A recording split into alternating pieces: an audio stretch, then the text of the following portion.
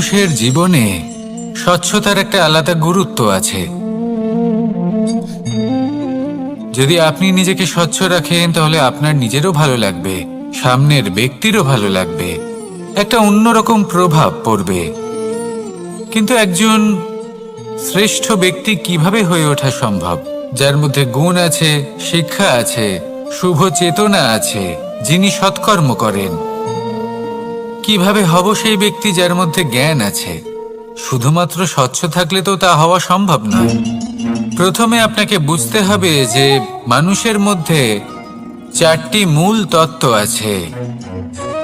প্রথম হলো তার শরীর, যার দ্বারা উনি যে কোনো কর্ম করে থাকেন।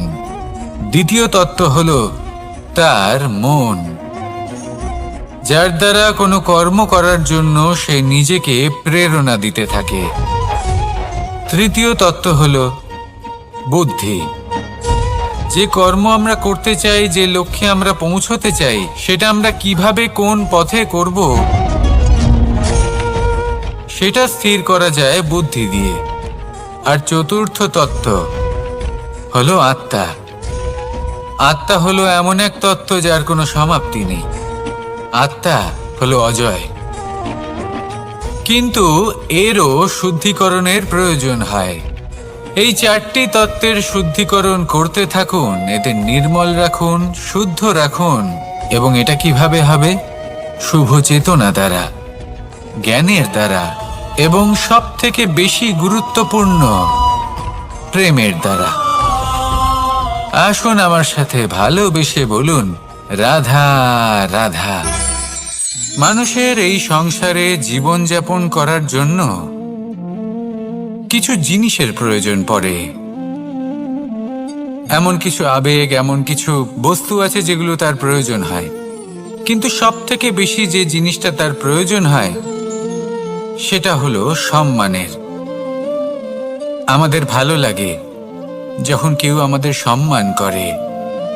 আমরা কাউকে সম্মান করলে তারও সেটা ভালো লাগে। কিন্তু আপনি দেখবেন যে সংসারে বেশিরভাগ মানুষ দুটি মাপদণ্ডের ভিত্তিতে সম্মান করেন। হয় বয়স দেখে করেন বা উপার্জন দেখে, অর্থাৎ সেই ব্যক্তি কতটা উপার্জন করেন। এবার ভেবে দেখুন, এটা আবশ্যক নয় কারোর বয়স যদি বেশি হয় তার বুদ্ধিও ততটাই বেশি হবে। আবশ্যক এটাও নয় যে কোনো ব্যক্তি যদি অত্যন্ত ধনী হন বা তার মনও নির্মল হবে বা তিনি সৎকর্ম করবেন বা এমন কোনো কর্ম করবেন যাতে উনি সম্মান লাভ করতে পারেন। হতে পারে উনি ধনী কিন্তু দুশ্চরিত্র। সেই জন্য বয়স বা উপার্জন দেখে কোনো ব্যক্তিকে সম্মান করবেন না। কর্ম দেখুন। যদি গভীরভাবে ভেবে দেখেন তাহলে দেখবেন যদি কোনো মানুষ কোনো সৎকর্ম করেন তাহলে তার প্রতি হৃদয় থেকে সম্মান জাগ্রত হয়। এটাই হলো সেই সম্মান যা অর্জন করতে হবে।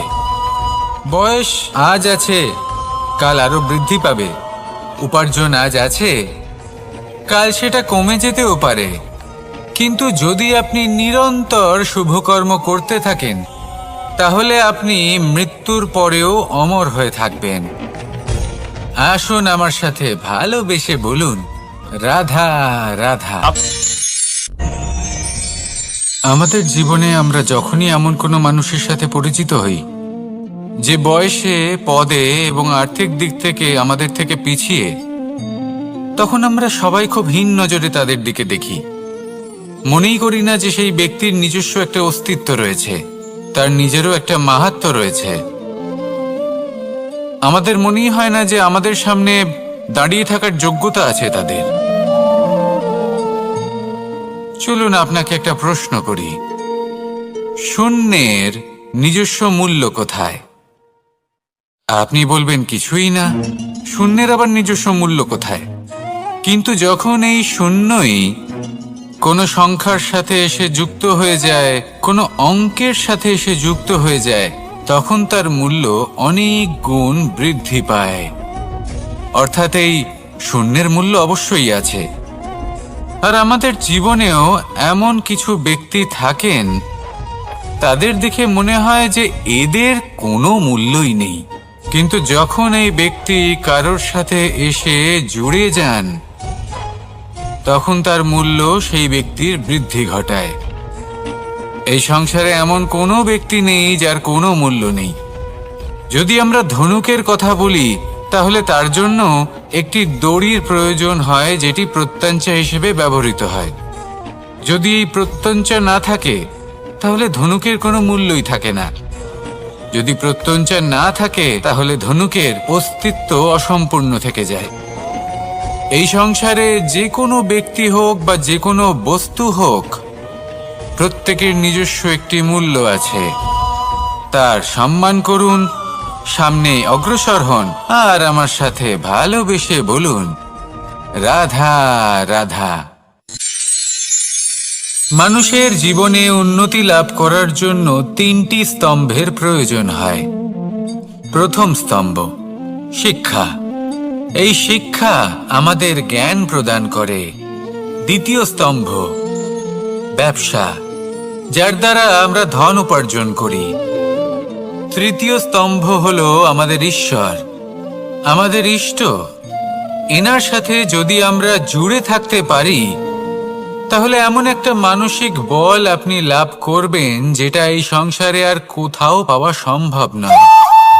কিন্তু মানুষ অনেক সময় জীবনে এই 3টি স্তম্ভ লাভ করা সত্ত্বেও সামনে অগ্রসর হতে পারেন না। তখনও জীবনে কঠিন পরিস্থিতি আসতেই থাকে। এমনটা ঠিক কেন হয়? কারণ সে জীবনে এই 3টি স্তম্ভ লাভ করে নেয়, জীবনে প্রয়োগও করে, কিন্তু তার ভিতের কথা সে ভুলেই যায়। যেমন প্রথম স্তম্ভ অর্থাৎ শিক্ষা। এই শিক্ষার আধার হলো শুভ চেতনা। যদি অন্তরে শুভ চেতনা না থাকে, তাহলে এই শিক্ষার কোনো গুরুত্ব থাকে না। দ্বিতীয় স্তম্ভ ব্যবসা। পরিশ্রম করে উপার্জন করতে হবে, এই কথাটা আমরা সবাই জানি এবং সবাই চেষ্টাও করি। কিন্তু ব্যবসা করতে করতে আমরা এটা ভুলে যাই আমাদের ব্যবহার কেমন হয়ে পড়েছে। এই ব্যবহার যদি শুভ হয়, তাহলে আমাদের উপার্জন আস্তে আস্তে একটা স্থির জায়গায় এসে পৌঁছবে। এবং তৃতীয় স্তম্ভ আমাদের ভগবান। যদি ওনার শরণে আপনি যেতে চান, তাহলে তার পূর্বে নিজের মা বাবাকে সেবা করুন, তাদের যত্ন করুন, তাদেরকে ভালোবাসুন, কারণ ওনারাই হলেন এই সংসারে আপনার সবথেকে বড় ইষ্ট।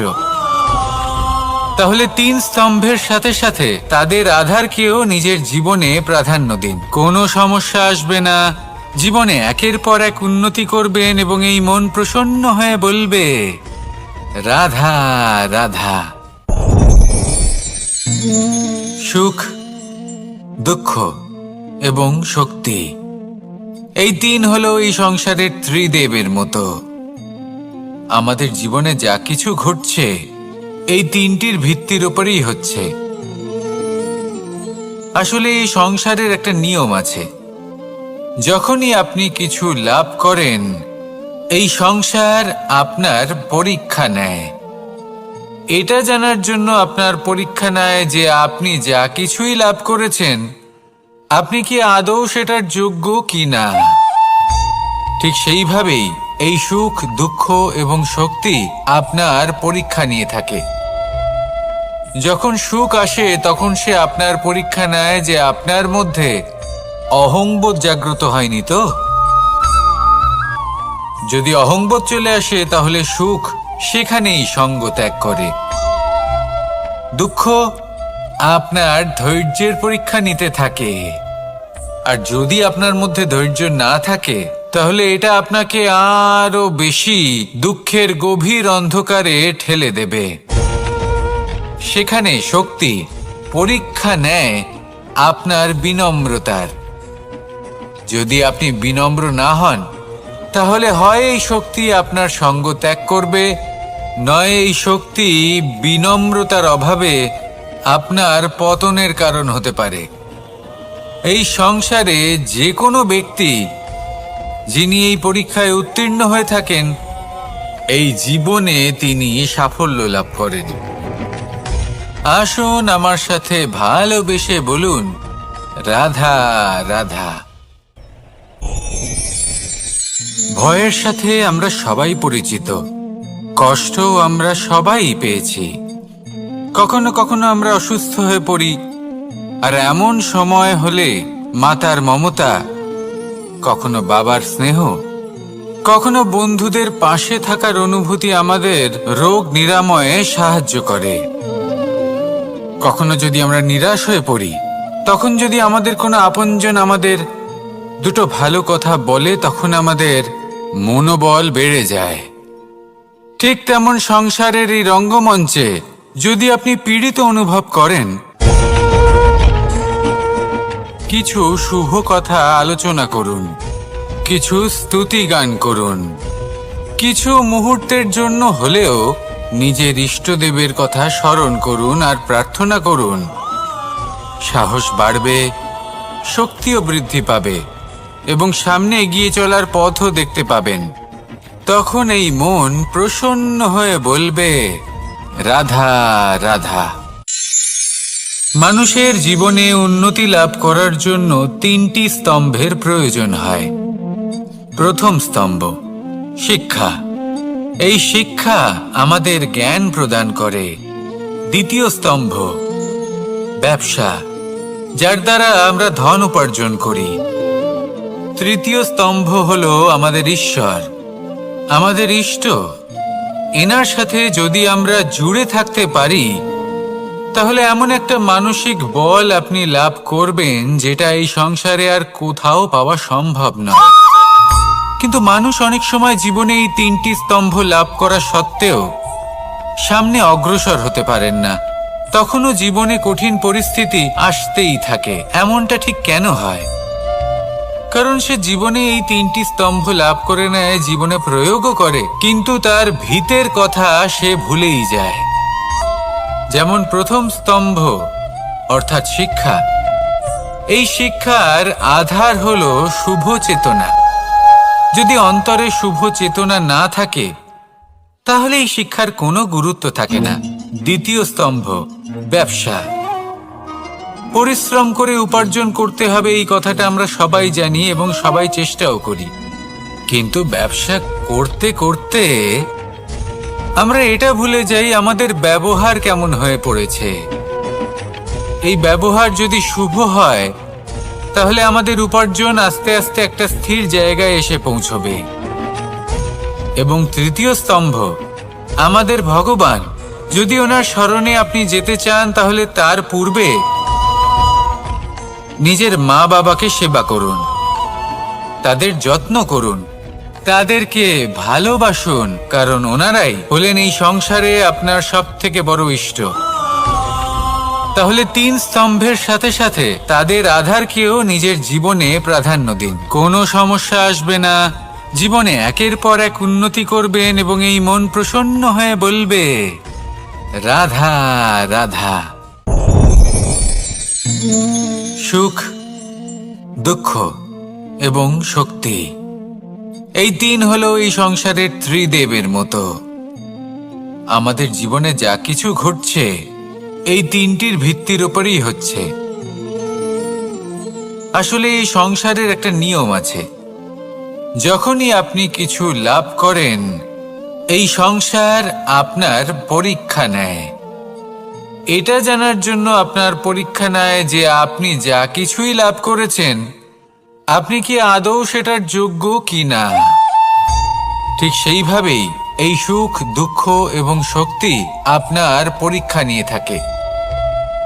যখন সুখ আসে, তখন সে আপনার পরীক্ষা নেয় যে আপনার মধ্যে অহংবোধ জাগ্রত হয়নি তো। যদি অহংবোধ চলে আসে, তাহলে সুখ সেখানেই সঙ্গ ত্যাগ করে। দুঃখ আপনার ধৈর্যের পরীক্ষা নিতে থাকে, আর যদি আপনার মধ্যে ধৈর্য না থাকে, তাহলে এটা আপনাকে আরো বেশি দুঃখের গভীর অন্ধকারে ঠেলে দেবে। সেখানে শক্তি পরীক্ষা নেয় আপনার বিনম্রতার। যদি আপনি বিনম্র না হন, তাহলে হয় এই শক্তি আপনার সঙ্গ ত্যাগ করবে, নয় এই শক্তি বিনম্রতার অভাবে আপনার পতনের কারণ হতে পারে। এই সংসারে যে কোনো ব্যক্তি যিনি এই পরীক্ষায় উত্তীর্ণ হয়ে থাকেন, এই জীবনে তিনি সাফল্য লাভ করেন। আসুন আমার সাথে ভালোবেসে বলুন, রাধা রাধা। ভয়ের সাথে আমরা সবাই পরিচিত, কষ্টও আমরা সবাই পেয়েছি। কখনো কখনো আমরা অসুস্থ হয়ে পড়ি, আর এমন সময় হলে মাতার মমতা, কখনো বাবার স্নেহ, কখনো বন্ধুদের পাশে থাকার অনুভূতি আমাদের রোগ নিরাময়ে সাহায্য করে। কখনো যদি আমরা নিরাশ হয়ে পড়ি, তখন যদি আমাদের কোনো আপনজন আমাদের দুটো ভালো কথা বলে, তখন আমাদের মনোবল বেড়ে যায়। ঠিক তেমন সংসারের এই রঙ্গমঞ্চে যদি আপনি পীড়িত অনুভব করেন, কিছু শুভ কথা আলোচনা করুন, কিছু স্তুতি গান করুন, কিছু মুহূর্তের জন্য হলেও নিজের ইষ্টদেবের কথা স্মরণ করুন আর প্রার্থনা করুন। সাহস বাড়বে, শক্তিও বৃদ্ধি পাবে এবং সামনে এগিয়ে চলার পথও দেখতে পাবেন। তখন এই মন প্রসন্ন হয়ে বলবে, রাধা রাধা। এই সংসারে কখনো কোনো ব্যক্তিকে তার বাইরের পোশাক দেখে বিচার করার চেষ্টা করবেন না, এটা খুব বড় ভুল করবেন। যেমন আমরা জীবনে অনেক সময় এমন করি, ধরুন কোথাও একটা গাছ দেখলাম, খুব বিশাল আকারের একটা গাছ, যেটা মাটির থেকে অনেক উঁচুতে পৌঁছে গেছে, যার বিশাল শাখা আছে। সেগুলো দেখে আমরা ভাবি যে এই গাছে হয়তো কত সুস্বাদু ফল আছে। আমরা সেই গাছের পরিচর্যা করতে থাকি। আবার অন্যদিকে হলো একটি তৃণ, যেটা মাটি থেকে কিছুটা উঁচুতে পৌঁছেছে, কিন্তু সেই তৃণর নিচে, মাটির নিচে অত্যন্ত সুস্বাদু ফল বা সবজি জন্ম নেয়, যা আমাদের স্বাস্থ্যের পক্ষে অত্যন্ত উপকারী। সেই জন্য কখনো আবরণ দেখে কাউকে বিচার করতে চেষ্টা করবেন না। তার বদলে এটা বোঝার চেষ্টা করুন যে আপনার সামনে যে ব্যক্তি আছে বা বস্তু আছে, তার বিশেষত্ব কি। যদি এই বিশেষত্ব বোঝার ক্ষমতা আপনি অর্জন করেন, যদি এই শিল্প আপনি নিজের ভেতরে জাগ্রত করেন, তাহলে এই সংসারে বিশেষত্ব কি সেটা আপনি জানতে পারবেন। আর এই সমস্ত খেলা দৃষ্টি থেকে নয়, দৃষ্টিভঙ্গি থেকে জন্ম নেয়। দৃষ্টিভঙ্গি সবসময় শুভ রাখুন আর আমার সাথে ভালোবেসে বলুন, রাধা রাধা। যখন আমরা কোনো বনে প্রবেশ করি, তখন এই সবুজ ঘাস দেখে, এই কোমল ঘাস দেখে আমাদের মন প্রফুল্ল হয়ে ওঠে। ভিন্ন ভিন্ন প্রজাতির ফুল, ভিন্ন ভিন্ন রঙের ফুল দেখে এই মন আনন্দে ভরে ওঠে। এখানে শিশুরা আনন্দ লাভ করে, বড়রা ভোজন গ্রহণ করেন, কথাবার্তা বলেন, হাঁটাহাঁটি করে বেড়ান। এবার ভেবে দেখুন, যখন এই উপবনের নির্মাণ হয়েছিল, সেই সময় যদি এই মাটিকে সঠিকভাবে খনন না করা হতো, যদি তাতে সঠিকভাবে বীজ রোপণ না করা হতো, যদি কোনো সংঘর্ষ না হতো, পরিশ্রম না করা হতো, যদি চলতে চলতে পায়ে কাঁটা না বিঁধে যেত, তাহলে এই সুন্দর বন দেখে আমরা কি এই আনন্দ লাভ করতে পারতাম? কখনোই নয়। ধরুন কোনো নদীর তটে সুন্দর একটি বন আছে, সেই বনের আনন্দ লাভ করতে গেলে আপনাকে সেই নদী পার করতেই হবে। যদি সুখের নদীর কাছে পৌঁছতে চান, তাহলে তটে যে কাঁটা রয়েছে সেগুলোর সাথে সংঘর্ষ করতেই হবে। এই সংসারে যদি আপনি সুখ লাভ করতে চান, তাহলে সুখ লাভের এই যাত্রা শুরু করতে হবে সংঘর্ষ দ্বারা। তাহলে সংঘর্ষকে স্বাগত জানান, এর পেছনেই সুখ রয়েছে যা আপনার জন্য অপেক্ষা করছে। এবার হাসুন আর আমার সাথে ভালোবেসে বলুন, রাধা রাধা। মানুষ সুখী জীবন যাপনের প্রতি এতটাই অভ্যস্ত হয়ে পড়ে যে একটা ছোট্ট সমস্যা এলেই সে সবার থেকে সাহায্য চাইতে শুরু করে দেয়। সে সাহায্য লাভও করে এবং সেই সংকট থেকে সে বেরিয়েও আসে। কিন্তু এই সাহায্য কিছু মুহূর্তের, আর কিছু মুহূর্তের হলো এই দুঃখ। এই 2 মুহূর্তের সাহায্যের জন্য আজীবন আপনি তার কাছে ঋণী হয়ে থাকেন। আর মানবিকতার খাতিরে আপনার মনে কৃতজ্ঞতা জেগে ওঠে, আর সেই কৃতজ্ঞতা বোধ হলো যে আপনি কখনো সেই ব্যক্তিকে ছাপিয়ে যেতেই পারবেন না। সেই জন্য জীবনে সবসময় চেষ্টা করবেন নিজেকে প্রস্তুত রাখতে, সেই সব সমস্যার জন্য, সেই সব বাধার জন্য যেগুলো আপনার জীবনে আসতে পারে। ততক্ষণ সাহায্য চাইবেন না যতক্ষণ না অন্য কোনো পথ না থাকছে। সাহায্য চাওয়া অনুচিত নয়, কিন্তু সাহায্য চাইলে এবং সাহায্য পেলে আপনি আজীবন কৃতজ্ঞ এবং ঋণী হয়ে থাকবেন।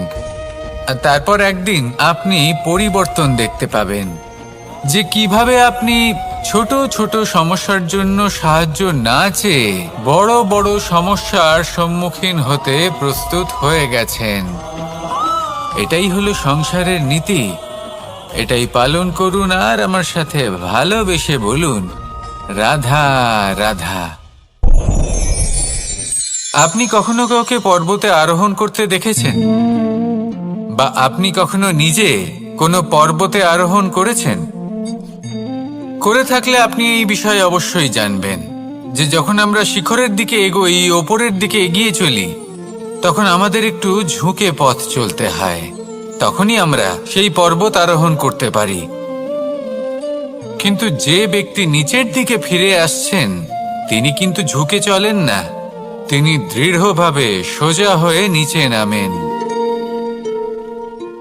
এই ভারসাম্য বজায় রাখার এই খেলাতে সংসারের একটা সার লুকিয়ে রয়েছে। যদি আপনিও জীবনে উঁচুতে উঠতে চান, শিখরে পৌঁছতে চান, তাহলে আপনাকেও নত হয়ে বিনম্র হয়ে সামনে এগোতে হবে।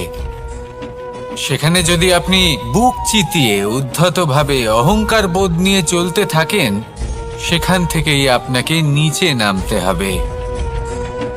কোনো ব্যক্তি তার বিনম্র স্বভাব দেখেই বোঝা যায় যে সেই ব্যক্তি সাফল্যের শিখর দেশে আরোহণ করছে নাকি নিচে তথা খাদের দিকে যাত্রা করছে। তাই সব সময় বিনম্র থাকুন, শ্রেষ্ঠ কর্ম করুন, পরিশ্রম করুন, আর আমার সাথে জড়িত নিদ্রা মানুষের জীবনের একটা অত্যন্ত গুরুত্বপূর্ণ সুখ এবং প্রয়োজনীয়তাও। দেখতে গেলে এই সংসারের প্রত্যেক পশু পাখি, প্রত্যেক জীব অবশ্যই নিদ্রা প্রাপ্ত করেন, কিন্তু মানুষ, যার মধ্যে বিচার বিবেচনা করার শক্তি অন্যদের থেকে অনেক বেশি, তার কিন্তু ঘুমের কিছু সমস্যা অবশ্যই হয়। কি বলেন? তাই তো। এবার এর কারণ কি?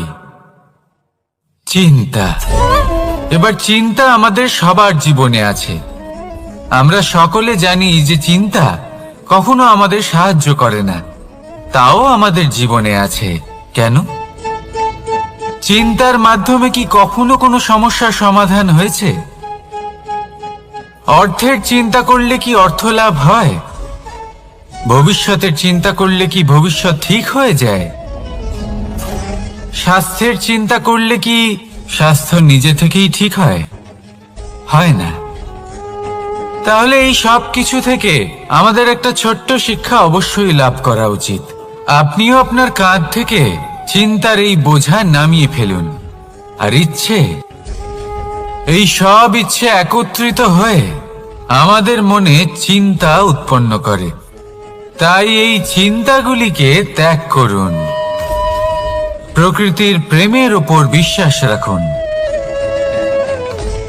মনে রাখবেন, যিনি চিন্তা মুক্ত হবেন তিনি চিতা মুক্ত হবেন। সুখের নিদ্রা প্রাপ্ত করুন, আর নিদ্রায় যাবার আগে আমার সাথে ভালোবেসে বলুন, রাধা রাধা। মহাদেব, সেই দেবতা যিনি মহান, যাকে দেবতাদের দেবতা বলা হয়, যিনি হলেন আমার আরাধ্য। কখনো আপনার মনে এই প্রশ্ন এসেছে যে শিবকেই কেন মহাদেব বলা হয়? অন্য কোনো দেবতাকে কেন বলা হয় না?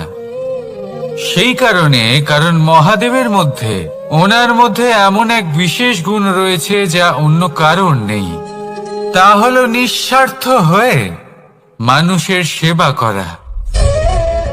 যদি প্রয়োজন পড়ে, যদি সৃষ্টির পথে বিনাশের কালো মেঘ ছেয়ে থাকে, তখন নিজের প্রাণের চিন্তা না করে হলাহল পান করার জন্য প্রস্তুত থাকেন মহাদেব। আর এই অদ্বিতীয় ত্যাগের জন্যই শিবকে মহাদেব বলে ডাকা হয়। এবার যদি কোনো মানুষও নিঃস্বার্থ ভাবনার দ্বারা নিজেকে অর্পণ করে দেয় এই জগতের কল্যাণের জন্য, মানুষের সেবার জন্য, তাহলে তিনিও মহাপুরুষ, মহামানব হতে পারেন। যদি কেউ অভুক্ত থাকেন, তাহলে নিজের থালা থেকে অর্ধেক খাবার তাকে দিয়ে দিন। যদি কেউ অসুস্থ হন, তাহলে তাকে সেবা করার, চিকিৎসা করার চেষ্টা করুন। এই জীবন শুধু নিজের জন্য নয়, অন্যদের প্রতি, সমস্ত সংসারের প্রতি উৎসর্গ করুন। যদি এইসব মানুষ শিখে যান, তাহলে তিনি মহাদেবের পথে অগ্রসর হতে পারেন। যদি মানুষ নিঃস্বার্থ ভাবনার দ্বারা এই সংসারের সেবা করতে শিখে যান, তাহলে তিনি নিশ্চিত রূপে মহামানব অবশ্যই হতে পারবেন। আসুন আমার সাথে ভালোবেসে বলুন, রাধা রাধা। স্বর্ণ, হীরে, মুক্ত, মানিক, এই সব কিছুকে আগে পাথর বলা হতো। তাহলে এমন কি হলো যে এদের রত্ন বলা হয়? আর রত্ন তা বাস্তবে আসলে কি? এটা হলো সেই পাথর যাকে আগে আগুনের তাপ সহ্য করতে হয়েছে, পরখ করা হয়েছে, যাচাই করা হয়েছে, এদের কাটার চেষ্টা করা হয়েছে, কিন্তু তারা কখনোই নষ্ট হয়নি, বরং তারা আরো উদ্ভাসিত হয়েছে, আরো উজ্জ্বল হয়েছে, এই সংসারে আরো প্রকাশ ছড়িয়ে দিয়েছে। সেই জন্য এরা হলো এত অমূল্য, সেই জন্য এরা হলো বহুমূল্য, সেই জন্য এদের রত্ন বলা হয়। এবার মানুষের কাছেও এই নির্বাচনের অধিকার রয়েছে যে আমরা শুধু পাথর হয়ে থাকব নাকি রত্ন হয়ে থাকব। কিভাবে? আমাদের জীবনেও অনেক সমস্যা রয়েছে, বাধা আছে, বিপত্তি আছে। আমরা সেই বাধার তাপে উত্তপ্ত হই, এই সমস্যা আমাদের কাটার চেষ্টা করে। অনেক মানুষ বিভিন্ন পরিস্থিতি আমাদের ভাঙার চেষ্টা করে, কিন্তু আমাদের নষ্ট হলে চলবে না। যেভাবে এই রত্ন সমস্যার সম্মুখীন হয়ে পাথর থেকে রত্ন হয়েছে, সেইভাবেই আমাদেরও আমাদের সমস্যার সম্মুখীন হয়ে রত্ন হয়ে উঠতে হবে। এই সংসারে প্রকাশের স্রোত হয়ে উঠতে হবে।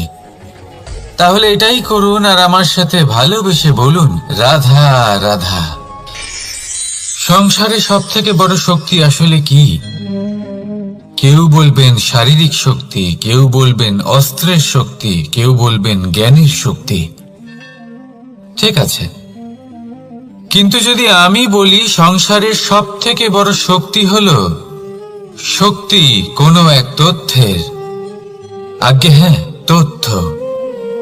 এই তথ্য নিজেই কিন্তু খুব শক্তিশালী, অত্যন্ত শক্তিশালী অস্ত্র হলো এই তথ্য। আর সত্যি বলতে, অনুচিত তথ্যের থেকে অনেক বেশি ঘাতক হলো অসম্পূর্ণ তথ্য।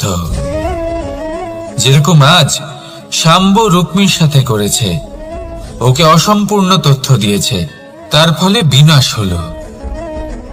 যদি এইভাবেই আপনার কাছেও কোনো অসম্পূর্ণ তথ্য আসে, আর যদি আপনি তা পরখ না করে দেখেন, যাচাই না করে দেখেন, আর নিজের কর্ম করেন, তাহলে উত্থানের বদলে আপনি পতনের সম্মুখীন হবেন। বিকাশের বদলে আপনার বিনাশ হয়ে যাবে। মনে রাখবেন একটা অত্যন্ত গুরুত্বপূর্ণ কথা,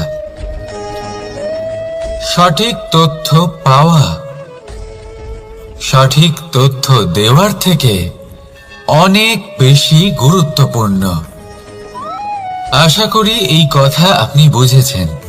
জীবনে যখনই কোনো তথ্য আপনি পাবেন, সেই বিষয়ে ভেবে দেখুন, পরখ করে দেখুন, যাচাই করুন, তারপর নিজের কর্ম করুন। আর আমার সাথে ভালোবেসে বলুন, রাধা রাধা। ধর্ম এবং প্রেম, এই দুই হলো একই মুদ্রার দুই পিঠ। যদি এদের মধ্যে কোনোটা নষ্ট হয়ে যায়, তাহলে দ্বিতীয়টাও থাকে না। কখনো ভেবেছেন এমন কেন হয়? তার জন্য আগে আপনাকে বুঝতে হবে যে ধর্ম আসলে কি। ধর্ম সেটাই যা এই সংসারের প্রত্যেক মানুষকে একে অপরের সাথে সুখ এবং শান্তিতে থাকতে প্রেরণা যোগায়। এই প্রেরণার আধার হলো প্রেম। প্রেম সেটাই যা আপনার মধ্যে অন্য কারোর প্রতি করুণাবোধ জাগিয়ে তোলে, সম্মান জাগিয়ে তোলে। এবার যদি প্রেম চলে যায়, তাহলে সবার আগে বিনাশ হবে সম্মান আর করুণাবোধের। এবার যেখানে না প্রেম রয়েছে, না সম্মান রয়েছে, না করুণা রয়েছে, সেখানে ধর্ম কিভাবে বাস করবে? অশুভ ইচ্ছে জাগ্রত হয়ে ওঠে, ক্রোধ জাগ্রত হয়ে ওঠে, অহংকার জাগ্রত হয়ে ওঠে, আর তারপর আরম্ভ হয় অধর্মের। তাই যা যা ভাবনা আপনার অন্তরে প্রবেশ করছে করতে দিন, কিন্তু যাই হোক না কেন এই প্রেমকে নিজের থেকে দূরে যেতে দেবেন না। এই প্রেমকে চিরকাল নিজের কাছে রাখুন, নিজের হৃদয়। আর এই প্রেম ভাব নিয়ে বলুন, রাধা রাধা।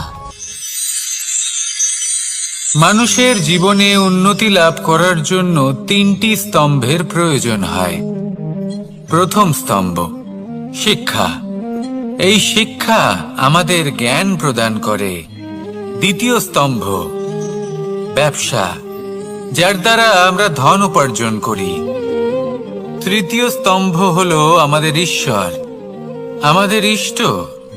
এনার সাথে যদি আমরা জুড়ে থাকতে পারি, তাহলে এমন একটা মানসিক বল আপনি লাভ করবেন যেটা এই সংসারে আর কোথাও পাওয়া সম্ভব নয়। কিন্তু মানুষ অনেক সময় জীবনে এই তিনটি স্তম্ভ লাভ করা সত্ত্বেও সামনে অগ্রসর হতে পারেন না। তখনও জীবনে কঠিন পরিস্থিতি আসতেই থাকে। এমনটা ঠিক কেন হয়? কারণ সে জীবনে এই তিনটি স্তম্ভ লাভ করে নেয়, জীবনে প্রয়োগও করে, কিন্তু তার ভিতের কথা সে ভুলেই যায়। যেমন প্রথম স্তম্ভ অর্থাৎ শিক্ষা। এই শিক্ষার আধার হলো শুভ চেতনা।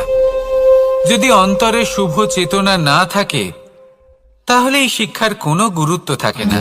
দ্বিতীয় স্তম্ভ ব্যবসা। পরিশ্রম করে উপার্জন করতে হবে, এই কথাটা আমরা সবাই জানি এবং সবাই চেষ্টাও করি। কিন্তু ব্যবসা করতে করতে আমরা এটা ভুলে যাই আমাদের ব্যবহার কেমন হয়ে পড়েছে। এই ব্যবহার যদি শুভ হয়, তাহলে আমাদের উপার্জন আস্তে আস্তে একটা স্থির জায়গায় এসে পৌঁছবে। এবং তৃতীয় স্তম্ভ আমাদের ভগবান। যদি ওনার স্মরণে আপনি যেতে চান, তাহলে তার পূর্বে নিজের মা বাবাকে সেবা করুন, তাদের যত্ন করুন, তাদেরকে ভালোবাসুন, কারণ ওনারাই হলেন এই সংসারে আপনার সবথেকে বড় ইষ্ট। তাহলে তিন স্তম্ভের সাথে সাথে তাদের আধারকেও নিজের জীবনে প্রাধান্য দিন। কোনো সমস্যা আসবে না, জীবনে একের পর এক উন্নতি করবেন এবং এই মন প্রসন্ন হয়ে বলবে, রাধা রাধা। সুখ, দুঃখ এবং শক্তি, এই তিন হলো এই সংসারের ত্রিদেবের মতো। আমাদের জীবনে যা কিছু ঘটছে এই তিনটির ভিত্তির উপরেই হচ্ছে। আসলে এই সংসারের একটা নিয়ম আছে। যখনই আপনি কিছু লাভ করেন, এই সংসার আপনার পরীক্ষা নেয়। এটা জানার জন্য আপনার পরীক্ষা নেয় যে আপনি যা কিছুই লাভ করেছেন, আপনি কি আদৌ সেটার যোগ্য কি না। ঠিক সেইভাবেই এই সুখ, দুঃখ এবং শক্তি আপনার পরীক্ষা নিয়ে থাকে। যখন সুখ আসে তখন সে আপনার পরীক্ষা নেয় যে আপনার মধ্যে অহংবোধ জাগ্রত হয়নি তো। যদি অহংবোধ চলে আসে তাহলে সুখ সেখানেই সঙ্গ ত্যাগ করে।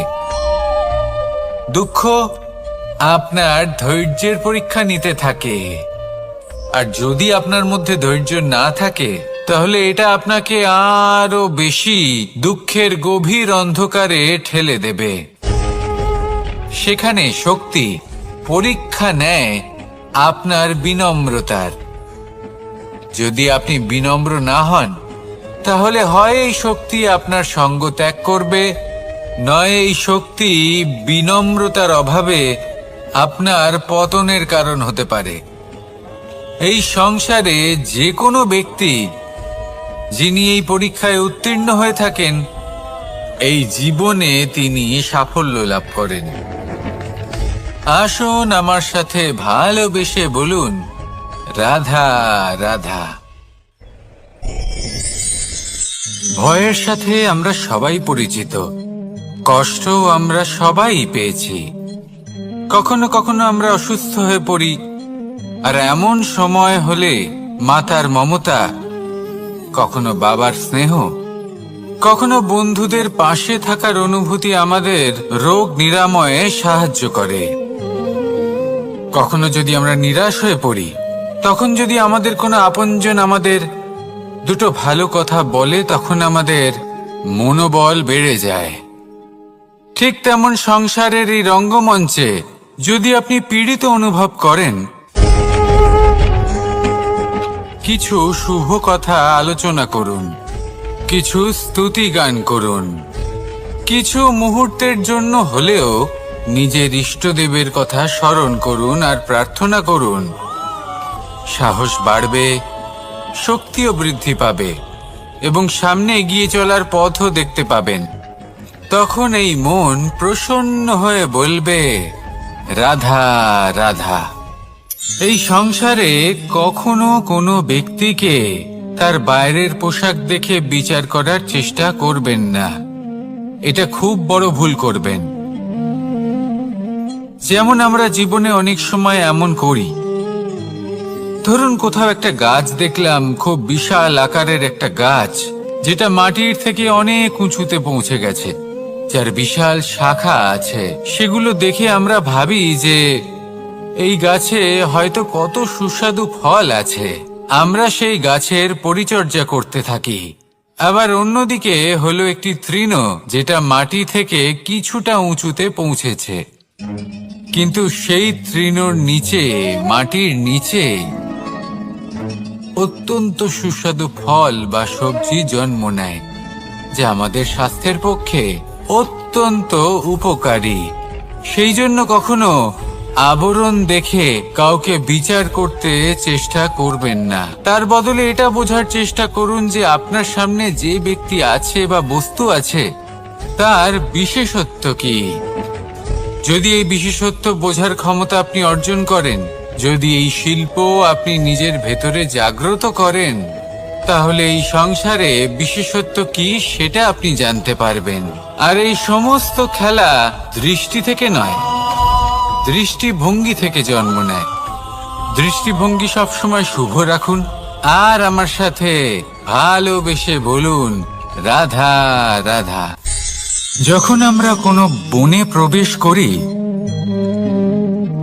তখন এই সবুজ ঘাস দেখে, এই কোমল ঘাস দেখে আমাদের মন প্রফুল্ল হয়ে ওঠে। ভিন্ন ভিন্ন প্রজাতির ফুল, ভিন্ন ভিন্ন রঙের ফুল দেখে এই মন আনন্দে ভরে ওঠে। এখানে শিশুরা আনন্দ লাভ করে, বড়রা ভোজন গ্রহণ করেন, কথাবার্তা বলেন, হাঁটাহাঁটি করে বেড়ান। এবার ভেবে দেখুন, যখন এই উপবনের নির্মাণ হয়েছিল, সেই সময় যদি এই মাটিকে সঠিকভাবে খনন না করা হতো, যদি তাতে সঠিকভাবে বীজ রোপণ না করা হতো, যদি কোনো সংঘর্ষ না হতো, পরিশ্রম না করা হতো, যদি চলতে চলতে পায়ে কাঁটা না বিঁধে যেত, তাহলে এই সুন্দর বন দেখে আমরা কি এই আনন্দ লাভ করতে পারতাম? কখনোই নয়। ধরুন কোনো নদীর তটে সুন্দর একটি বন আছে, সেই বনের আনন্দ লাভ করতে গেলে আপনাকে সেই নদী পার করতেই হবে। যদি সুখের নদীর কাছে পৌঁছতে চান তাহলে তটে যে কাঁটা রয়েছে সেগুলোর সাথে সংঘর্ষ করতেই হবে। এই সংসারে যদি আপনি সুখ লাভ করতে চান তাহলে সুখ লাভের এই যাত্রা শুরু করতে হবে সংঘর্ষ দ্বারা। তাহলে সংঘর্ষকে স্বাগত জানান, এর পেছনেই সুখ রয়েছে যা আপনার জন্য অপেক্ষা করছে। এবার হাসুন আর আমার সাথে ভালোবেসে বলুন, রাধা রাধা।